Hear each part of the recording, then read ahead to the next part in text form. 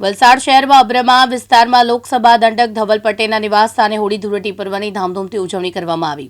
જિલ્લા ભાજપ પ્રમુખ હેમંત કંસારા સહિત અનેક આગેવાનો અને કાર્યકરોની ઉપસ્થિતિમાં રંગોત્સવ ઉજવાયો હતો।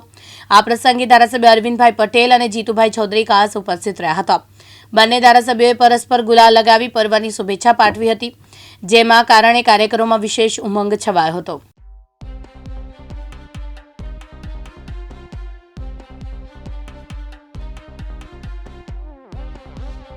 જે દર વર્ષની જેમ આ વર્ષે પણ અમારા વલસાડ નિવાસ સ્થાને વલસાડ ડાંગ લોકસભા અંતર્ગત વલસાડ ડાંગ અને નવસારી જિલ્લાના કાર્યકર્તા આજે ભેગા થયા છે। મતદાર ભાઈઓ બહેનો પણ ભેગા થયા છે અને એક સાથે હોળી અને ધૂળેટી મનાવી રહ્યા છે અને એકતાનો સંદેશ પૂરા વિસ્તારમાં આપી રહ્યા છે।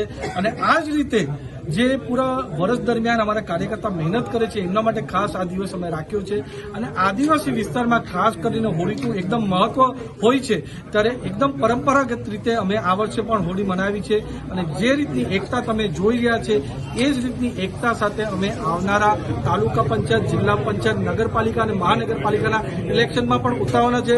ભારતીય જનતા પાર્ટી પૂરું સ્વીપ કરવાનું છે, પરચમ લહેરાશે અને આમ આદમી પાર્ટી અને કોંગ્રેસ। મુકેશ પટેલ, દિવ્યાંગ ન્યૂઝ, વલસાડ।